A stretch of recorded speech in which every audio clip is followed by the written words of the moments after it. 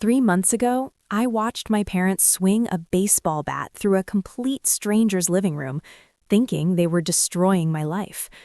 Turns out they were handing me the greatest gift I never knew I needed: freedom from the people who were supposed to love me most.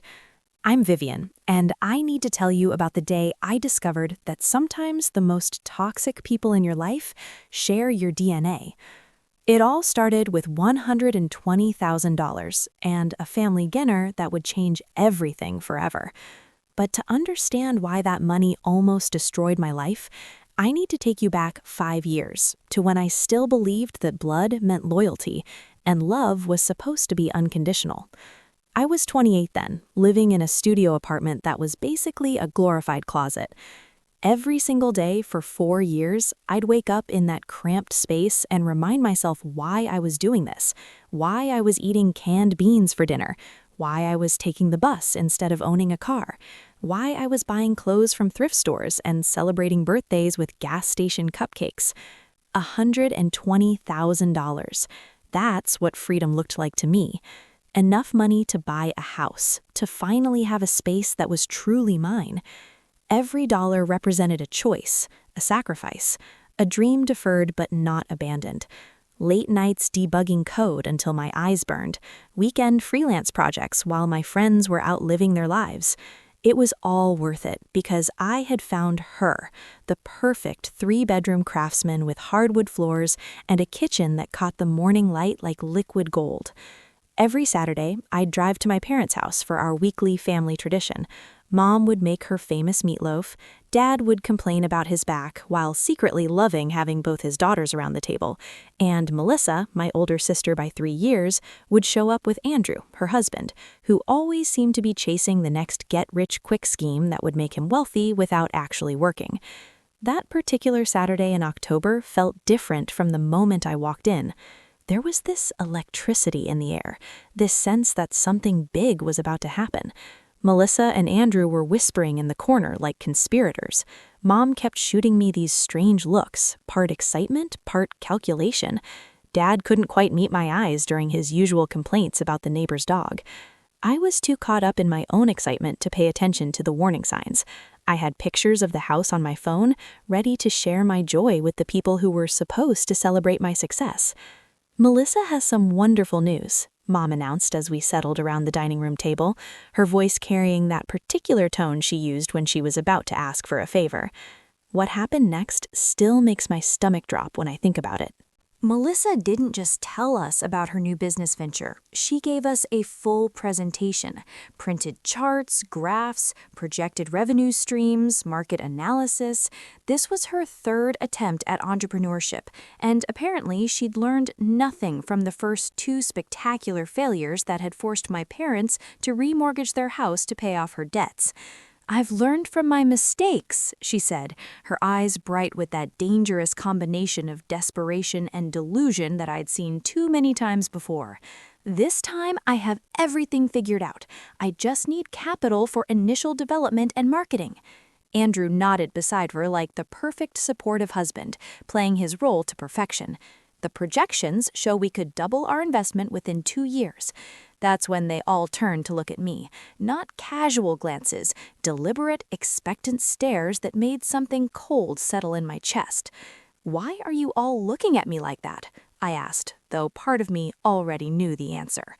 Melissa's voice took on that sweet, manipulative tone she'd been perfecting since we were kids.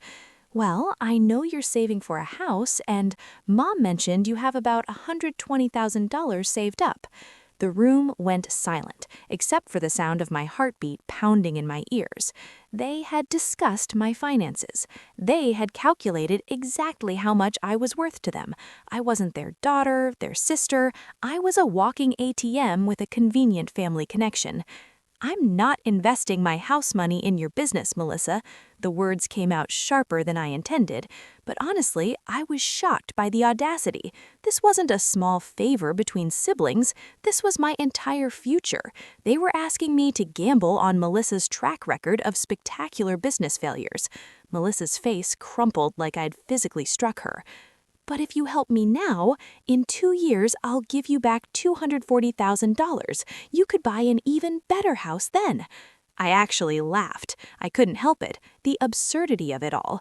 The woman who'd failed at business twice, asking me to trust her with my life savings based on nothing but optimism and pie-in-the-sky projections. "Melissa, you've already failed at business twice. Maybe it's time to stop with these schemes and get a regular job like the rest of us." That's when everything exploded. Melissa burst into tears and ran from the room like we were still teenagers. Who had supposedly loved me unconditionally for 28 years, immediately turned on me like I was the villain in this story. "How could you be so cruel to your sister?" Mom's voice was ice cold, cutting through me like a blade. "Melissa's more talented than you'll ever be. You're just jealous of her success." "Success?" I wanted to scream. "What success? The 2 bankruptcies, the creditors calling their house at all hours, the stress that had given Dad panic attacks and sent him to the emergency room?" But Dad delivered the killing blow. "You give Melissa that money or you're no longer part of this family." I stared at these people, these strangers wearing my parents' faces, and realized that to them, I had never been a daughter. I was a bank account with a heartbeat, a resource to be tapped when needed. "I'm not giving her my money," I said quietly. "Then get out of our house and don't come back." So I did. I walked out of that house, drove home to my cramped apartment, and changed my phone number the next day. If they wanted to cut me out of the family over money, I'd make it official. 1 year later, I bought that house. The same beautiful Craftsman with hardwood floors and morning sunlight streaming through the kitchen windows. I set up my home office in the spare bedroom and discovered what peace actually felt like. No more Saturday dinners walking on eggshells, no more listening to Melissa's latest delusional business plans, no more being treated like a human ATM by the people who were supposed to love me. Through mutual friends, I heard that Melissa's business was actually successful this time. She bought a big house, was traveling constantly with Andrew, posting pictures of their lavish lifestyle all over social media. I was genuinely happy for her, but I felt zero regret about protecting my financial future. For 5 years, I lived without them. 5 peaceful, drama-free years where I advanced in my career, learned to enjoy my own company, and slowly built a life that felt authentically mine. I even met someone, Sebastian, this incredible man I connected with through a professional networking group. He lived in another state, but we made the long-distance relationship work because he was everything my family had never been. Kind, stable, supportive, someone who valued me for who I was, not what I could provide. Sebastian would visit me, I'd visit him, and we started talking seriously about a future together. I was actually considering selling my house to move to his state and start fresh somewhere new with someone who genuinely cared about my happiness. Then, on a Tuesday morning that started like any other, I got an email that changed everything. It came to my old email address, the one I barely checked anymore. The sender's name made my stomach drop. Mom. "Vivian, we need to see you urgently. This is a matter of life and death. Please come home." Despite everything, these people had raised me. If someone was dying, if Dad was having a heart attack or Mom had cancer, I needed to know. So I wrote back, short and direct. "I'll come by this Saturday." Saturday morning, I sat in my car outside their house for 10 minutes, trying to gather courage. The neighborhood looked smaller than I remembered, shabbier somehow. But what really caught my attention were the 2 cars in the driveway, Melissa's brand new Porsche and Andrew's pristine Mercedes, both expensive as hell. So this wasn't just about my parents. This was a family intervention. Mom opened the door, looking older, more tired, with new lines around her eyes that hadn't been there 5 years ago. "Vivian," she said, her voice shaky with emotion. "Thank you for coming." The whole family was assembled in the living room like some twisted reunion special. Dad in his usual chair looking grim, Melissa on the couch next to Andrew, her eyes red from crying. They all looked genuinely happy to see me, but also terrified. "What's going on?" I asked, staying standing because I didn't want to get comfortable. "Your email said this was life and death." Mom immediately started tearing up. "It's about Melissa. She's in serious trouble." I looked at my sister, who couldn't even meet my eyes. Andrew was holding her hand like she might float away if you let go. "What kind of trouble?" Dad cleared his throat. Her business went under 3 months ago. The bank took her house. She owes money to some very dangerous people. I felt that familiar mixture of vindication and genuine sadness. Vindication because I'd been right about her business prospects all along. Sadness because losing your home genuinely sucks, even when it's the predictable result of your own terrible decisions. "I'm sorry to hear that," I said carefully, "but what does this have to do with me?" Melissa finally spoke up, her voice barely a whisper. $150,000. "Who do you owe $150,000 to?" Andrew answered. "Private investors. They're not the kind of people who accept 'I'll pay you later' as an answer." Melissa started crying again. "They've been calling, making threats. They know where we're staying now. They know our routines. We're scared, Viv, really scared." I felt bad for them, I really did, but I still didn't understand why I was sitting in this living room. "That's terrible, but I still don't see what you want from me." Mom dropped the bomb. "We know you bought a house, a nice one. We think you should sell it and help Melissa pay off these debts." I stared at her like she'd grown a second head. "Are you out of your goddamn mind?" "You're young," Mom continued as if I hadn't spoken. "You can earn another house. Melissa and Andrew could be seriously hurt if they don't pay this money back." I looked around the room at all of them. These people who had abandoned me for 5 years, who had told me I wasn't family anymore, who had never once called to check if I was alive or dead. "So let me get this straight," I said slowly, my voice getting colder with each word. "You kicked me out of the family 5 years ago because I wouldn't give Melissa money for her business. Now that business has failed spectacularly, she's in debt to dangerous people, and you want me to sell my house to bail her out?" "Family helps family," Dad said with a straight face. "Family?" I laughed, but there was no humor in it. "You told me I wasn't family anymore, remember? You cut me off completely." Melissa was sobbing harder now. "I know we messed up before, but this is different. These people aren't going to just take us to court. They're going to hurt us." "Then maybe you should have thought about that before you borrowed money from loan sharks." Andrew got angry. "You have no idea what kind of pressure we're under." "You're right, I don't, but I noticed 2 very expensive cars in the driveway. Maybe start by selling those and paying off some of the debt." "We need those cars for work," Melissa snapped. "You need them more than you need to be safe from dangerous creditors." The circular logic was making my head spin. They were asking me to destroy my financial security to fix problems they had created, while refusing to make any sacrifices themselves. Mom got right in my face. "This house you bought, if you sold it, you could pay off Melissa's debts and still have money left over for a nice apartment." "A nice apartment?" I was getting really angry now. "Mom, I worked my ass off for that house. I saved every penny for years. I lived like a monk so I could afford it. I'm not selling it to fix Melissa's mess." "She's your sister," Dad said. "She's also a grown woman who made her own choices. Bad choices, apparently." Melissa jumped up from the couch. "You're supposed to help me. You're supposed to care about what happens to me.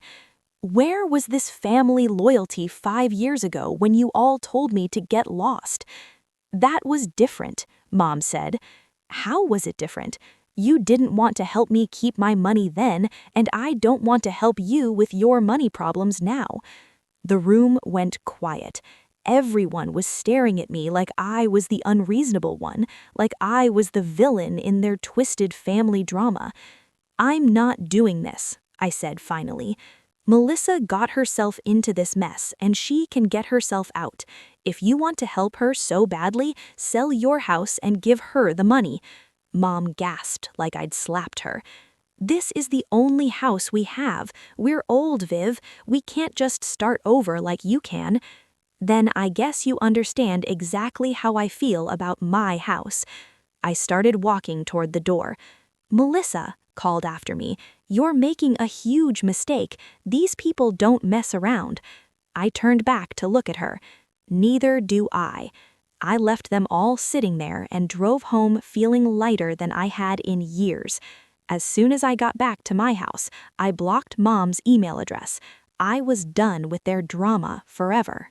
For about a week, things were peaceful. Sebastian called every day, supportive and understanding as always. "You did the right thing," he kept saying. "They can't just show up after 5 years and demand you fix their problems." I was actually feeling pretty good about my decision. Sure, I felt bad that Melissa was in trouble, but that wasn't my fault or my responsibility. I had my own life to worry about. Then Tuesday morning happened, and everything changed in ways I never could have predicted. I was in my kitchen making coffee, looking forward to a productive workday, when I heard a car door slam outside. I looked out the window and nearly dropped my mug. Mom and Dad were walking up my driveway like they owned the place. "What are you doing here?" I asked when I opened the door. "How did you even get my address?" Mom looked proud of herself. "Melissa hired a private investigator." "A private investigator? Are you serious right now?" Dad was looking around at my house with calculating eyes, and I could practically see the dollar signs spinning in his head. "This is a nice place," he said. "Get off my property." But Mom pushed past me and walked right into my house like she had every right to be there. Dad followed. I was so shocked by their audacity that I just stood there for a second. "Don't make yourselves comfortable," I said. "You're not staying." Mom was walking around my living room, touching things, examining everything like she was conducting a real estate appraisal. "If you sold this house, you could easily pay off Melissa's debt and still have plenty left over for a smaller place, maybe a nice apartment." "I already told you I'm not selling my house." "But look at all this space," Dad said, spreading his arms out. "It's just you living here. You don't need all this room." "What I need is none of your business." Mom turned to me with tears in her eyes again. "Melissa is really scared, Vivian. These men called her yesterday. They know where she and Andrew are staying now. They said if they don't get their money by the end of the month, something bad is going to happen." "Then maybe Melissa should go to the police." "The police can't help with this," Dad said. "These aren't the kind of people who care about restraining orders." I was getting more frustrated by the second. "That's still not my problem. You both need to leave now." "We're not leaving until you agree to help your sister," Mom said, crossing her arms like a stubborn child. "Then I'm calling the police." I pulled out my phone and started dialing. Dad grabbed my arm. "Don't be ridiculous. Let go of me." I shook him off. "I'm calling them right now if you don't get out of my house." They could tell I was serious. Mom started crying harder. "Fine, but this isn't over, Vivian. If something happens to Melissa, it's on your head. And if something happens to my financial security because I bail out her bad decisions, that would be on my head too. At least this way, only the person who made the mess deals with the consequences." Dad pointed his finger at me. "You're going to regret this. Family is supposed to stick together. You didn't think that 5 years ago." After they finally left, I called the realtor I'd been talking to about maybe selling my house to move in with Sebastian. "Hey, it's Vivian. Remember we talked about putting my house on the market? I need to sell it as fast as possible. I'm willing to take a 5% discount if that helps move things along." "Well, that's interesting timing. I actually have a buyer who's been looking in your area. With that kind of discount, I think he'd be very interested." 3 days later, he called me back with an offer. It was lower than I'd hoped, but fair considering the quick sale. I accepted immediately. Sebastian was confused when I told him. "Why the rush?" I explained about my parents showing up at my house uninvited, their threats, their refusal to leave when asked. "I don't trust them, Sebastian. I think they're going to keep harassing me, maybe even do something crazy. I'd rather sell the house and get the money somewhere safe where they can't see it or use it as leverage against me." "That's probably smart. And hey, this means you can come stay with me sooner than we planned." That made me smile for the first time in days. "Are you okay with me staying at your place while I look for a new house in your area?" "Are you kidding? I've been hoping you'd move here. This just speeds up our timeline. The closing happened fast. Within a week, all the paperwork was done and the house was officially sold. Sebastian drove out to help me pack everything up and move it to his place. It felt good to have him there, to not be dealing with the stress alone. As we were loading the last of my boxes into the moving truck, I looked back at the house one more time. I'd been genuinely happy there. I'd worked incredibly hard to afford it, but I felt good about my decision to sell. I was starting a new chapter with Sebastian, and my family couldn't use my house as emotional blackmail anymore. "You okay?" Sebastian asked, putting his arm around me. "Yeah, I'm good. Let's get out of here." We drove off together, and I felt this huge weight lift off my shoulders. Whatever happened with Melissa and her debt problems, it wasn't going to involve me or my money. I was finally free of their drama for good.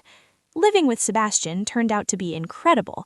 His place was comfortable and welcoming, and working remotely meant I could settle into a routine pretty quickly. We spend our evenings looking at houses online, planning our future together. For the first time in months, I felt genuinely happy and completely stress-free. I'd been living with Sebastian for about a month when my phone rang one Tuesday morning. The caller ID showed a number I didn't recognize, but it had my old hometown area code. "Is this Vivian Smith?" "Yes. Who's calling?" "This is Officer Hughes with the Lincoln Police Department. I'm calling about an incident involving your parents, Wade and Susan Smith." My blood went cold. What kind of incident? "They were arrested last night for breaking and entering and destruction of property. The homeowner wants to press charges." I was completely confused. Breaking and entering where? "The address they broke into is listed as your former residence. Is 847 Maple Street a house you used to own?" "I sold that house a month ago. What were my parents doing there?" "That's what we're trying to figure out. They caused significant damage to the interior of the home, destroyed furniture, broke windows, spray-painted obscenities on the walls. The new owner came home to find them in his living room smashing his coffee table with a baseball bat." I sat down hard on Sebastian's couch, my legs suddenly unable to support me. "Are you serious?" "Very serious. The damage is estimated at around $40,000. Your parents claimed they thought it was still your house and that you'd wronged them somehow. They said they were getting back at you for abandoning your family." I told Officer Hughes everything, about Melissa's deaths, about them showing up at my house uninvited, about the whole 5-year family drama that had led to this moment. He listened patiently and took detailed notes. "So they didn't know you'd sold the house?" "Obviously not.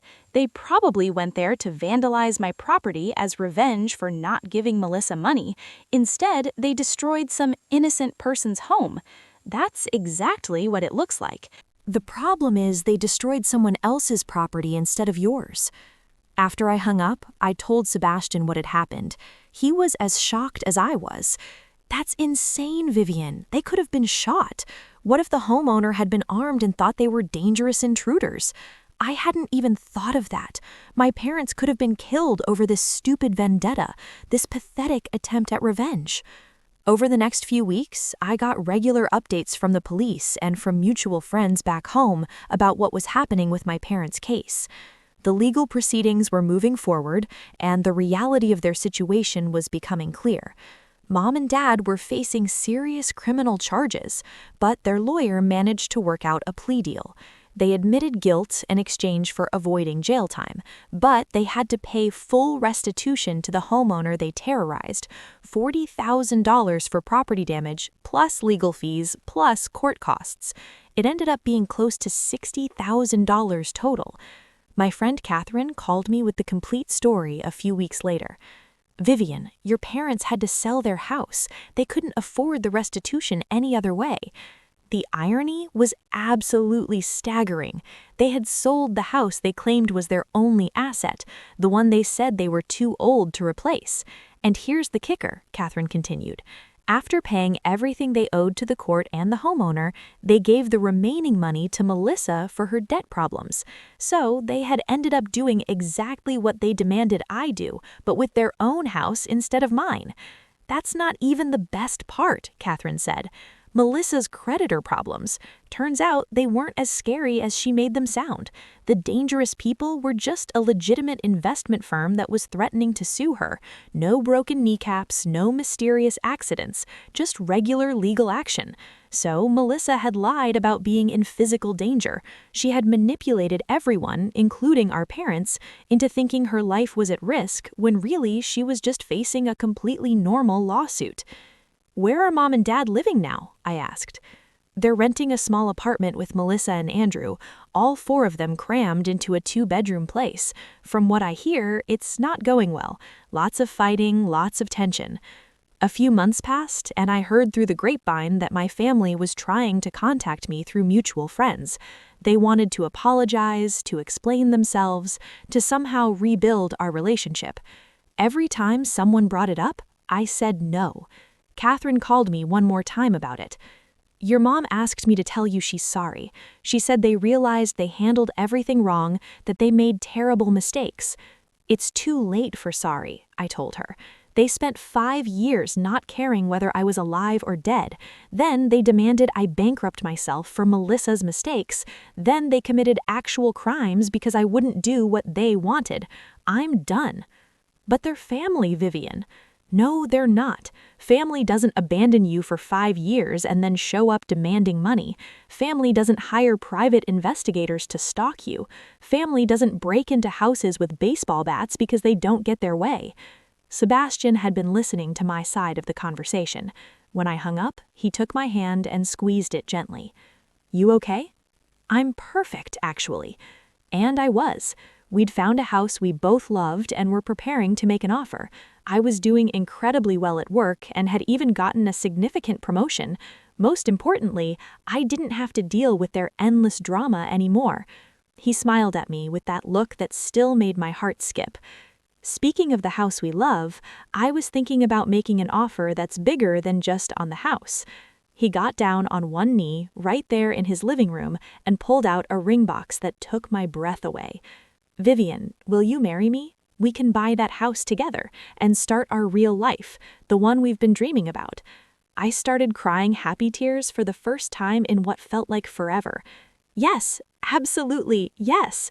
We got engaged that day and put an offer on the house that weekend. Our offer was accepted immediately, and we're planning to get married next year in the backyard of our new home. Sometimes I think about my family and wonder if I made the right choice, cutting them off completely. Those moments of doubt usually last about 30 seconds, and then I remember how peaceful my life has been without their constant manipulation and emotional terrorism. Melissa created her own problems through a series of terrible business decisions and an inability to learn from her mistakes. Mom and Dad chose to enable her destructive behavior instead of letting her face the natural consequences of her actions. They all chose to harass and threaten me instead of dealing with their own issues like adults. And when I refused to be manipulated, they chose to commit actual crimes. I chose to build a life with someone who loves and supports me unconditionally. I chose to protect my financial security and my mental health. I chose to surround myself with people who don't try to manipulate me or treat me like a walking ATM. I think I chose much, much better. Sebastian and I are deep into planning our wedding, talking about maybe having kids someday, dreaming about the garden we want to plant next spring. My career is thriving in ways I never imagined, and I wake up every single day feeling genuinely happy and peaceful, really, truly content with the life I've built. And none of that would have been possible if I'd let my family drag me back into their mess, if I'd sacrificed my future for their dysfunction. So no, I don't regret cutting them off. Not for a single second. Sometimes the people who are supposed to love you unconditionally are actually the ones who place the most impossible conditions on that love.